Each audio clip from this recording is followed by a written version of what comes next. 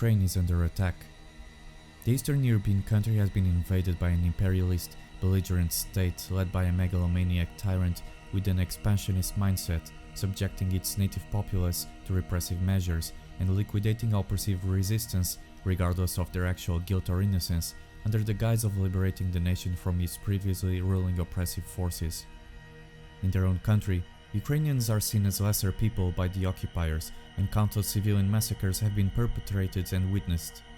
Nonetheless, there is a resistance movement, committing assassinations and acts of sabotage, eroding the morale of the fascist intruders, bearing in mind that time is in their favor and the only possible outcome is the total liberation of the country. The period is the mid-1940s, and any parallel with the current circumstances in 2023 is mere coincidence, but it is said that history repeats itself, and once again, Ukraine is facing extreme adversities, as an external force seeks to undermine its territorial integrity and dissolve its cultural identity. Совість, known internationally as Conscience, is an Ukrainian film about tenacious survival and the struggle for freedom, about moral dilemmas and lacerating choices, about human dignity and the brutality of war, about ignorance and the depths of darkness amidst the treacherous throes of history, and therefore it is a film that is as important today as ever, since its message that enshrines hope as the undying candle scintillating in the bottomless somber chasms of humanity remains relevant as long as there is injustice and armed strife. This video is sponsored by Klassiki. Klassiki is a film journey to the East, a curated streaming service offering the best of contemporary and classic cinema from Eastern Europe, the Caucasus and Central Asia. Catch award-winning contemporary films, silent masterpieces, classic comedies, documentaries and more, including exclusive cast and director Q&As, video introductions and in-person cinema screenings, all from just £9.99 a month. Searching for a rare Christmas gift idea? Why not give the film lover in your life an annual subscription to the only streaming platform dedicated to Eastern European cinema? Even better, for a limited time only get 50% off using discount code XMAS50. Simply follow the link in the description and select Gift this subscription at checkout.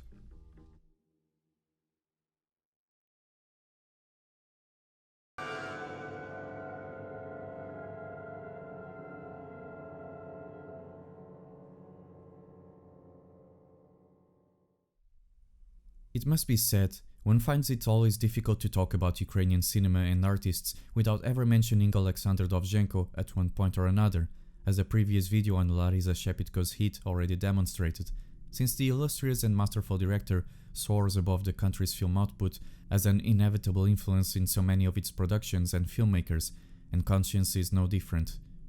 Dovzhenko is a major European figure of cinema with widespread influence, and whilst Conscience is not a product by him, its actual author, Volodymyr Denysenko, has nevertheless been undoubtedly influenced by him, having studied and partaken of his class in the VGIK school in the mid-50s, as well as working as an intern in at least one of his productions. Denysenko, himself another of Ukraine's most well-regarded and respected filmmakers, has, like Dovzhenko and so many other great artists of the day, had its fair share of run-ins with the stern and ideologically scrupulous Soviet authorities, most markedly in 1948, shortly after finishing the first 2 years as a theater acting student and changing to directing studies. At the time, he was imprisoned and sent to the correctional labor camp of Kolyma in the Russian Far East due to a made-up charge of Ukrainian bourgeois nationalism, echoing a similar accusation leveled at Dovzhenko upon the exhibition of his magnificent 1930 film Earth, which had been explored in an earlier video. Such indictments were at the time unfortunately standard procedure for any perceived efforts to showcase political dissidence or any sort of apparent Ukrainian identity as differing from the official Soviet mandates. After the amnesty of 1953 and being let go from his captivity, he was rehabilitated and afterwards applied to the VGIK and went to Moscow in 1956 to work as Dovzhenko's assistant in the film Poem of the Sea, which was ultimately finished by Dovzhenko's wife, Yulia Tsontseva, after the former unexpectedly died in the same year. Following his tutor's untimely demise, Denysenko returned to the Karpenko-Kary Institute, known nowadays as the Kiev State University of Theatre, Film and Television, Ukraine's National Performing Arts University. Having worked as an assistant to also famed director Mark Donskoy, Denysenko then went on to direct a string of accomplished and successful films such as Soldier and A Dream during the first half of the 1960s, the former with a very impressive number of 24 million tickets sold in 1960, and the latter employing a visual sophistication that prefigured Tarkovsky's Andrei Rublev in its modern, subjective approach and psychological profound portrayal of an artist and his independent mind, a film which granted many of its participants some of the highest honors in Ukraine. In any case, and despite his seemingly solid path towards fame and recognition in the Soviet Union, after these successes, Denysenko would once again come to the attention of the authorities for all the wrong reasons with his remarkable film Conscience. This astonishing 1968 work, which was thought to be lost for many decades and was exhibited publicly for the first time only in 1990 at the Montreal World Film Festival, was shot in unconventional circumstances in one summer, having no budget, its roles being played mostly by university students from Denysenko's acting and directing course, with the young students living in the village where the filming took place, named Kopiliv, near Kiev, during production, and simultaneously performed theater plays for the residents, the latter also providing accommodation and food in exchange for help with the household chores. Denysenko, a reputed director and teacher by then, easily got the educational film studio of the university to hand over equipment, film stock, and to process the filmed material, as well as managing to get the Dovzhenko National Film Center to provide props, costumes, and pyrotechnic material. Not only that, but Denysenko also used the excuse of this being a mere film school project for a student's diploma thesis, and his own strong reputation as a director to get the film script directly approved by the Department of Film Direction of his university, thereby bypassing the formal discussions and almost inevitable refusal and/or censorship that would have been imposed by the film committee of the Ukrainian SSR, something which landed him in trouble after the film was exhibited to them. The film crew included 6 aspiring directors and 12 student actors from Denysenko's university course, with many people engaged in acting, assistance, decorating, makeup, and other roles. Conscience then became an enriching and highly educative film project in which its young performing artists were fully involved and acquired practical skills and experience specific to their studies and line of work, an immersive experience of filmcraft in all its different levels, whilst at the same time producing a superb piece of actual film that would, perhaps unknowingly to most, enter the canon of Ukrainian cinematography. Some images of Conscience had already appeared in an earlier video about Ukrainian cinema, but this is the first time it is being examined more in-depth on the channel. Now, to say that Conscience is a bleak film would be an understatement, as the film portrays evil in its human form as seldom had been done before, and the film still holds all of its immense power for this day and age. The plot revolves mostly around Vasil, a Ukrainian partisan who, in retaliation for the murder of prisoners of war, as seen depicted in the film's opening, assassinates a German officer, triggering an extensive and brutal manhunt with dismal consequences for the village microcosmos in which the action takes place. Whilst his revenge is initially unsuccessful, after missing his target during a meeting in a pear orchard, he is later confronted again by chance with the same officer whilst riding the bike with a fellow partisan, and the struggle unfolds, this time resulting in a killing of the German official. The remainder of the film deals with Vasil's attempt at escaping capture from both the German forces and Ukrainian collaborators, as the circle inches in closer as time goes by, and with his ultimate dilemma between survival and self-sacrifice. Albeit such a description might superficially hint at a somewhat straightforward historical action-adventure film, the truth is Conscience is far beyond and above that, due to its composed pacing, knife-edge atmosphere, long stretches of absent dialogue, stark black and white aesthetics, raw depictions of brutality, ominously abstract soundtrack, and most of all, by its earnest themes. Immediately noticeable is the limited tonal range of its striking high-contrast monochromatic cinematography, something achieved by using film destined for aerial photography, which was resourced from pilots, and an approach that had been seen a few years earlier in another remarkable Ukrainian film, banned also upon completion, that will have its dedicated video in the future called A Spring for the Thirsty by Yuri Ilyenko. Also a seminal figure in Ukrainian filmmaking, known for his directorial works and for handling cinematography duties in Parajanov's outstanding masterwork, Shadows of Our Forgotten Ancestors. Adding to that, there's also the uncanny frontal compositions captured by telephoto lenses, aimed at compressing and flattening space and perspective, reinforcing the circumscribed, claustrophobic, and disquieting sense of material and emotional pressure brought to a sizzling point. These, when matched with the iconically eerie and dissonant string compositions by notorious contemporary Polish composer Krzysztof Penderecki, at a level of hallucinatory unreality and nightmarish tinge to the film's atmosphere that will rarely find equivalents in most other works of cinema. Despite this novel and somewhat experimental procedure, it's still interesting to note that the aforementioned scene of the confrontation between Vasil and the German officer, however, is in fact a great example of how a film can appeal to a refined audience looking for a substantial, mature, or thought-provoking production, while still allowing space for a gripping, anxiety-inducing and cutthroat action set-piece where the spectator is entirely unsure of the outcome and has barely any time to think, a balance that seems to have eroded as the film industry progressed through the years, and therefore it is worth inspecting it in a closer look. The film takes the time to patiently establish the mood preceding and leading up to that scene, with almost 5 minutes of footage of a practically uneventful bike ride of a duo of partisans across the Ukrainian steppe, accompanied by Penderecki's foreboding string arrangements that initially convey a sense of impending danger, only to be deceitfully diffused by the sudden encounter with a harmless cowherd blocking the road. The alleviation is short-lived and misleading, as the bike riders are soon caught up by a car with German occupiers that are immediately suspicious of the two men. A brief but extremely tense verbal exchange occurs in the middle of the road, backed by the returning sinister string glissandos in steady crescendo, and an altercation ensues, with the protagonist and his target eventually falling to the ground in a tense scuffle, in an attempt to disarm and kill one another, whilst their respective companions nervously strive to help them from less exposed grounds, but each showcasing their inexperience and unpreparedness, exerting themselves to either take their guns out of their holsters or removing the safety, taking seconds that certainly seem more like hours for the two men fighting for life or death in the dirt trail.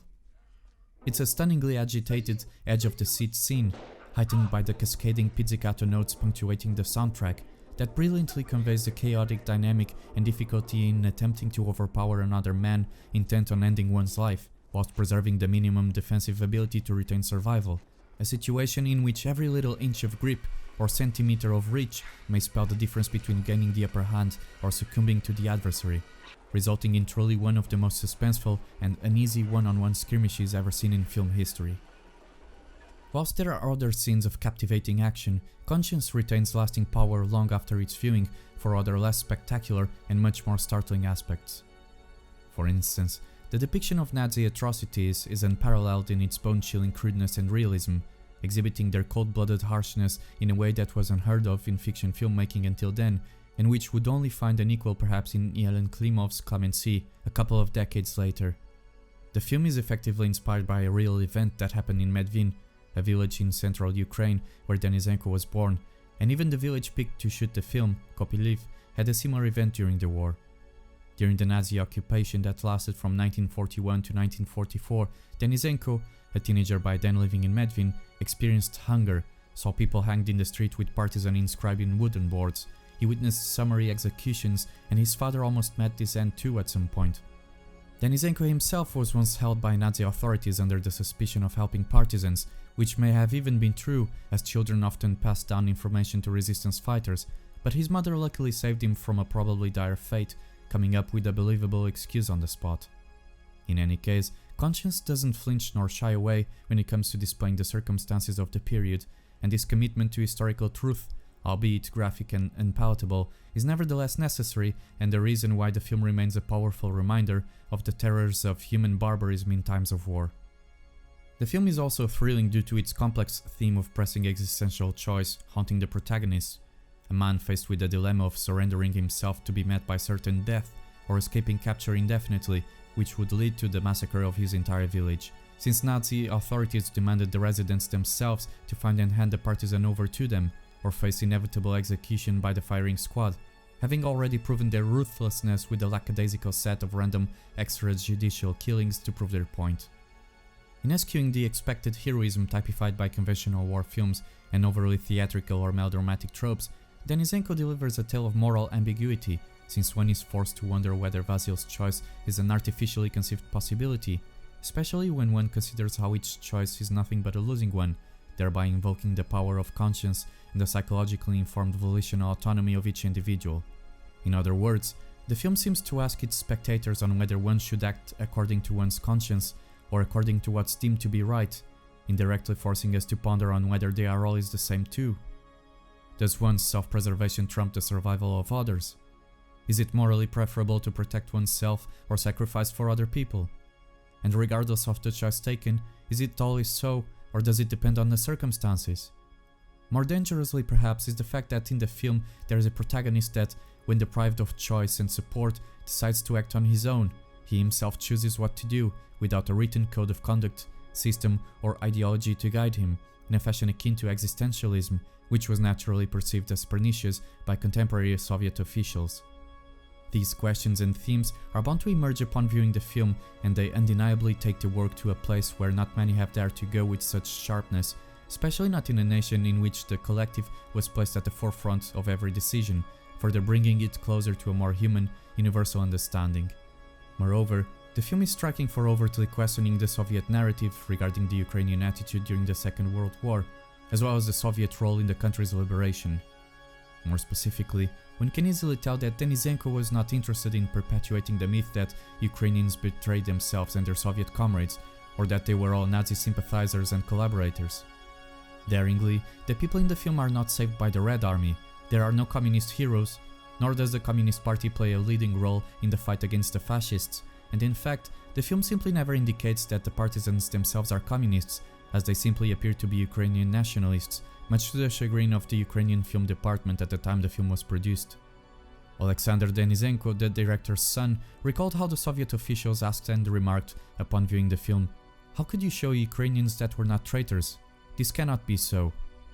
Notwithstanding the fact that the film didn't cost a single penny to the state, in the end the work clearly steered far removed from the dusty tenets of social realism and from the exotic and stereotypical depictions of Ukrainian culture that had served to amuse Russians for comedic purposes for many decades, and the added embarrassment of having a production skipping the necessary official stages of approval, adding insult to injury, meant that the film would be quickly shelved and prevented from seeing the light of day for as long as possible, especially by 1968, shortly after Soviet tanks had entered Czechoslovakia to quell the Prague Spring, resulting in fresh repression against cultural figures.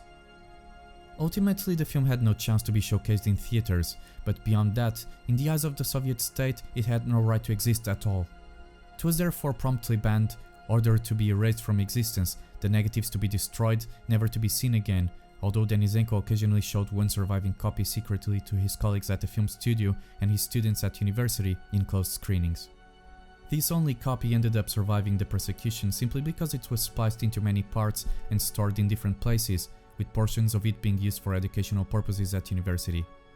Those who had managed to watch the whole film were spellbound by its courage and inventiveness of form, and Sergei Parajanov, for one, was highly enthusiastic, calling it one of the best films in the history of Ukrainian cinema, and he is even quoted as saying, "Conscious was 10 years ahead of the cinematography at the time,"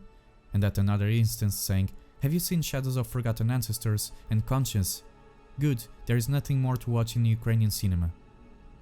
There it was, a Ukrainian film with a unique identity and signature form, one that was often included in the school of Ukrainian poetic cinema, despite Denysenko's lack of love for the term, referring to his film ironically as Ukrainian steppe cinema, a label that in actuality doesn't seem all that inadequate given the vivid imagery of hills, fields and orchards, so reminiscent of Dovzhenko's own Earth. And yet, despite the location of the last known copy being in the Union of Cinematographers by 1986, that remaining copy turned out to have been stolen all along, which led to a criminal investigation. Luckily, in the fall of 1988, a mystery person, perhaps concerned with the potential criminal charges, or impelled by the willingness to share with the world his masterpiece without repercussions, quietly shoved this copy under the door of a film storage in the Dovzhenko studios, and Denysenko's son proceeded to voice his support and obtain funding for the restoration of the film, resulting in the version we now have in our hands. To think that such a meaningful work was so closely at the brink of disappearing altogether forever should be enough for any cinephile to give a chance to the film. On a closing note, given the importance of the sequence and whilst fully aware of the spoiling nature of such commentary, one cannot end this essay without referencing the uplifting final tone of the film. Vladimir Denysenko has stated on one occasion that a nation is a single organism with its past, history, spiritual cosmos. And no matter what they do with it, the nation is eternal and you are in it too. By the end of the film, the viewer witnesses one final act of horror and inhumanity, a final solution to permanently silence one people. And yet, unexpectedly, from beneath a pile of corpses crawls one small boy, one single survivor that escapes and runs away briskly. This child, portrayed by none other than Alexander Denysenko, the director's son, is a personification of Ukraine, a reminder of these people so many times found under the boot of a tyrant, but whose resilience and dogged resistance always ends up outliving attempted extermination from a bodily, cultural, geographical and intellectual perspective. This last image is here to tell the audience that Ukraine has not yet perished, neither her glory nor her freedom. Still upon them, fate will smile.